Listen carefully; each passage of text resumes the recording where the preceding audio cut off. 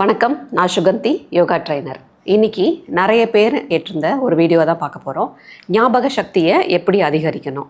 எனக்கு தெரிஞ்சு இது இப்போ ஸ்கூலுக்கு போகிற பசங்களோட அம்மா அப்பா தான் நிறைய இதை கேட்டிருப்பாங்கன்னு நான் நினைக்கிறேன். ஸ்கூல் போகிற பசங்களுக்கு மட்டும்தான் ஞாபக சக்தி அதிகமாக இருக்கணுமா? படித்ததை மறக்காமல் இருக்கிறதுக்கு, படித்ததை மறக்காமல் எக்ஸாமில் போய் எழுதுறதுக்கு மட்டும்தான் மெமரி பவர் இருக்கணுமா? இல்லை, எல்லா வயசு ஆளுங்களுக்குமே, முக்கியமாக நம்மளுக்கு வயசு ஆக ஆக தான் நம்மளோட ஞாபக சக்தியை நம்ம அதிகமாக பாதுகாக்கணும்.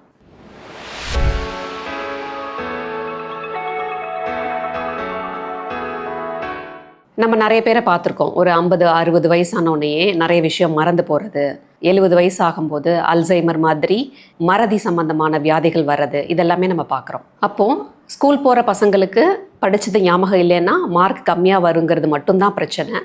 ஆனால் வயசாகும்போது நம்மளோட மூளை நிறைய விஷயங்களை ஞாபகப்படுத்திக்க மாட்டேங்குது, மறந்து போய்ட்றோம் அப்படிங்கிறது மிகப்பெரிய உடல்நல பிரச்சனையாக மாறுது. இதுக்கு நம்மளோட தினசரி வாழ்க்கையில் நம்ம என்னென்ன விஷயங்கள்லாம் ஃபாலோ பண்ணால் நம்மளோட மூளை நிறைய ஞாபகத்திறனோட செயல்படுங்கிறத தான் இன்றைக்கி பார்க்க போகிறோம். நான் இதை 5 விஷயமாக பிரித்து உங்களுக்கு எக்ஸ்பிளைன் பண்ணணும்னு நினைக்கிறேன். ஸோ முதல் விஷயம் பிரம்மரி மூச்சு பயிற்சி. பிரம்மரி மூச்சு பயிற்சிங்கிறது ஒரு வண்டு கத்துற மாதிரி, பீ ப்ரீதிங் கூட சொல்லுவோம். இப்போ ஒரு வண்டு ரீங்காரம் கொடுத்துச்சுன்னா எப்படி இருக்குமோ அந்த மாதிரி ஒரு எஃபெக்டை தான் நம்மளோட தலைப்பகுதிக்கு கொடுக்குறோம் இந்த பிரம்மரி ப்ரீதிங்கில். உள்ளங்கையை வச்சு காதை பொத்தி நீங்கள் இம் அப்படிங்கிற ஒத்த வார்த்தையை ரீங்காரம் பண்ணுறீங்க. ஸ்லோவாக உள்மூச்சு எடுத்துக்கிறீங்க. நல்ல ஸ்லோவாக எடுக்கிறது மட்டும் இல்லை, நீண்ட உள்மூச்சாகவும் எடுத்துக்கிறீங்க. அதுக்கப்புறம் வெளிமூச்சு வர நேரத்தில் ரெண்டுமே மூக்கு வழியாக தான் பண்ண போகிறோம். பட் வெளிமூச்சு வர நேரத்தில் நம்ம இம் அப்படிங்கிற ஒத்த வார்த்தையை ரீங்காரமாக ஒரு வண்டு கத்துற மாதிரி கொடுக்க போகிறோம். இதை தான் நம்ம பிரம்மரி ப்ரீதிங் சொல்கிறோம். இதை பற்றின முழு விளக்கம் நம்மளோட சேனல்லே ஏற்கனவே பிரம்மரி ப்ரீதிங்கில் வந்திருக்கு. ஸோ இந்த பிரம்மரி ப்ரீதிங் வெறும் இம்ங்கிற ஒத்த வார்த்தையை நீங்கள் காதை மூடாமல் நீங்கள் ரீங்காரம் பண்ணும்போது அதோட அதிர்வலைகள் நம்மளோட கழுத்து பகுதியில், கிளாவிகுலர் ரீஜனில் மட்டுமே நின்றுடும். இதே நீங்கள் காதை பொத்திக்கிட்டு நீங்கள் இம்ங்கிற ஒத்த வார்த்தையை ரீங்காரம் பண்ணுறீங்க அப்படின்னா அந்த அதிர்வலைகள் மூளை வரைக்குமே, தலைப்பகுதி மொத்தமாகவே அது பரவ ஆரம்பிக்கும். இது பிபியை குறைக்கிறது, நல்ல தூக்கம் வர்றது, இந்த மாதிரி இந்த பிரம்மரி ப்ரீதிங்க்கு நிறைய பலன்கள் இருக்குது. அதில் முக்கியமான பலனாக இது நம்மளோட ஞாபக சக்தியை அதிகரிக்கும் அப்படின்னு நான் சொல்லிக்கணும்னு நினைக்கிறேன். எப்பெல்லாம் இந்த பிரம்மரியை தவிர்க்கணும், யாரெல்லாம் தவிர்க்கணும் அப்படின்னா, பிரம்மரி பண்ணிட்டு இருக்க வாரங்களில் உங்களுக்கு காதில் சளி அடைச்சிருந்தாலோ இல்லை காதில் இன்ஃபெக்ஷனோ வலியோ இருந்திருந்தாலோ அது சரியாக போகிற வரைக்கும் நீங்கள் பிரம்மரி பண்ண வேண்டாம். அது உங்களோட வலியை அதிகப்படுத்தலாம். மற்றபடி அதை சரியாக போனதுக்கு அப்புறமா திருப்பி நீங்கள் பிரம்மரியை பண்ணலாம். தினமுமே நீங்கள் ஒரு 15-20 தடவை வரைக்கும் பிரம்மரி பண்ணலாம். இது பிரம்மரியோட மற்ற பலன்களை தாண்டி நம்மளோட ஞாபக சக்தியை அதிகரிக்கிறதுக்கு மிகப்பெரிய அளவில் உதவும். 2வது பயிற்சி சிரசாசனம் பண்ணுறது. தலையை கீழே வச்சு நம்மளோட மொத்த எடையும் மேலே போகிற மாதிரி சிரசாசனம் பண்ணுறது. சிரசாசனம் எல்லாருக்கும் பண்ண முடியாது. பிபி இருக்கிறவங்க பண்ணக்கூடாது, அண்டு கழுத்து வலி இருக்கிறவங்க பண்ணக்கூடாது. சரியான முறையில் பயிற்சி பண்ணாமல் நானும் பண்ணுறேன் அப்படின்னு பல்ட்டி அடிக்கிற மாதிரிலாம் பண்ணி நிறைய பேருக்கு சுளுக்கு ஏற்படுறது, இல்லாட்டி ஒரு வலி வந்ததுன்னா அது ஒரு 3 மாதத்துக்கு 4 மாதத்துக்கு தொடர்ந்து இருக்கிறது, இந்த மாதிரி சில சைடு எஃபெக்ட்ஸ்லாம் வந்துடும்.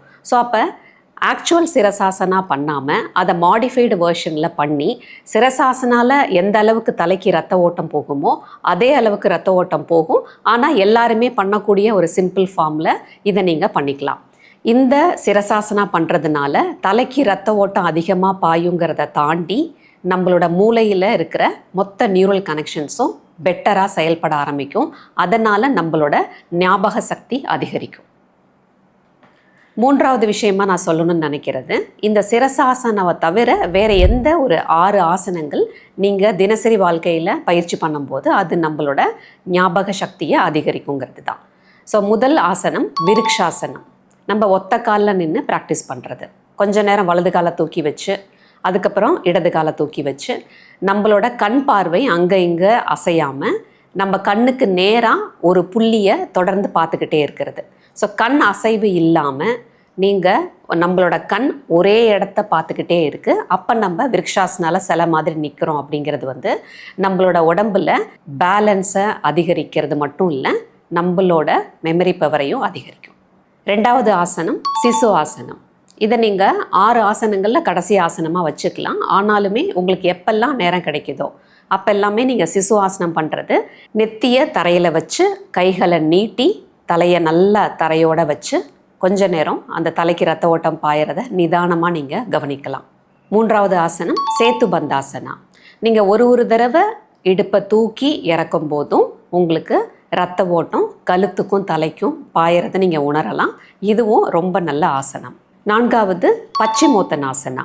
காலை நீட்டி உங்கள் நெத்தியை முட்டி வரைக்கும் கொண்டு வந்து வைக்க முயற்சி பண்ணி தலையை கீழே தள்ளும் போது அதுலேயும் நம்மளுக்கு தலைக்கு ரத்த ஓட்டம் நல்லாவே பாயும். 5வது ஆசனம் வஜ்ராசனம். வஜ்ராசனம் நீங்கள் சாப்பிட்ட உடனேயே பண்ணலாம் அப்படிங்கிற மாதிரியான ஒரு ஆசனம். வேறு எந்த ஆசனத்தையும் நம்ம சாப்பிட்ட உடனே பண்ணுறதுக்கு நம்ம பரிந்துரைக்க மாட்டோம். சாப்பிட்டு ஒரு 2.5 மணி நேரம் 3 மணி நேரம் ஆயிருக்கணும்னு சொல்லுவோம். ஆனால் வஜ்ராசனம் மட்டும்தான் நீங்கள் சாப்பிட்டு கை கழுவுன உடனேயே பண்ண வேண்டிய ஒரு ஆசனம். இதில் நீங்கள் உட்காரும்போது நீங்கள் கண்களை மூடிக்கலாம், இல்லாட்டி கண்ணுக்கு நேராக இருக்கிற ஒரு புள்ளியை தொடர்ந்து பார்த்து கான்சன்ட்ரேஷனை அதிகரிக்கிற மாதிரி கூட நீங்கள் பயிற்சி பண்ணலாம். 6வது ஆசனம் சவாசனம். நீங்கள் படுத்த நிலையில் ரொம்ப ரிலாக்ஸ்டாக உடம்பை வச்சுக்கிறது. சும்மா படுக்கிற மாதிரி படுத்துக்கிறது சவாசனம் நம்ம சொல்ல முடியாது. அதுக்கு சில விதிமுறைகள் இருக்குது. ஸோ சவாசனால் நீங்கள் படுக்கும்போது உங்கள் உச்சந்தலையிலேருந்து உள்ளங்கால் வரைக்கும் எந்த இடத்துலையும் உடம்பில் எந்த சதையிலையும் எந்த மூட்டுலேயும் உங்களுக்கு இறுக்கமோ டென்ஷனோ இருக்கக்கூடாது. ஸோ அதனால் முக்கியமாக கைகளையும் கால்களையும் ரொம்ப தளர்வாக வச்சுக்கணும். சவாசனால் படுத்துக்கிறது மட்டும் இல்லை, ஒரு வாய்ஸ் ஓவரை கேட்டுட்டு அதில் யோக நித்ரா பண்ணுறது நம்மளோட ஞாபக சக்தியை அதிகரிக்கும். 4வது பயிற்சியாக நான் ரெக்கமெண்ட் பண்ணுறது திராதகா அப்படிங்கிற கண்ணுக்கான பயிற்சி. ஸோ கண்ணுக்கான பயிற்சி பண்ணும்போது நம்ம மூளையில் அதோட செயல்திறன் ஞாபக சக்தி அதிகமாகுது. நம்மளோட ஃபோக்கஸ், மென்டல் கிளாரிட்டி, நம்மளோட முடிவெடுக்கிற திறன், இது எல்லாமே சிறப்பாக செயல்பட ஆரம்பிக்கும். திராதகானா என்ன? திராதகானா ஒரு மெழுகுவத்தியை நீங்கள் ஏற்றி வச்சுட்டு உங்கள் வீட்டில் இருக்கிற மற்ற விளக்குகளை நீங்கள் அணைச்சிடணும்.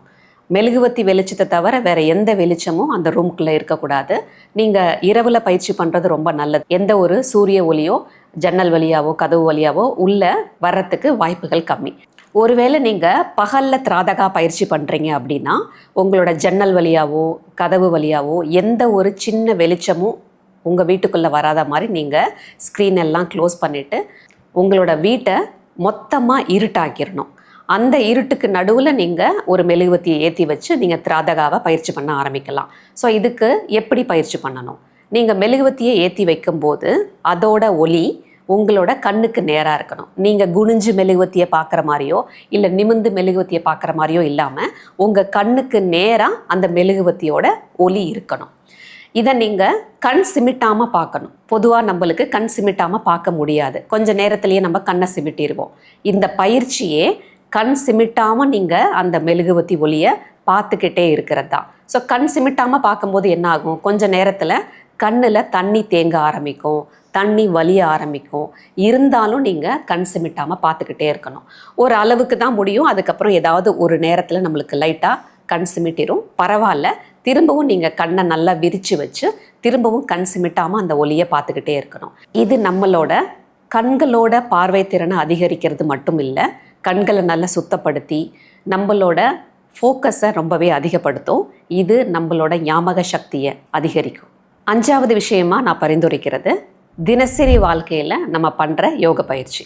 ஸோ யோகா பயிற்சிங்கிறது நம்ம மூச்சு பயிற்சியில் ஆரம்பிப்போம். அதுக்கப்புறம் கொஞ்சம் வார்ம் அப் பண்ணுவோம். அதுக்கப்புறம் ஆசனங்களும் இல்லை ஸ்ட்ரெங்தனிங்கும் பண்ணுவோம். முடிக்கும் போது ரிலாக்ஸேஷனும் மெடிடேஷனும் பண்ணி முடிப்போம்.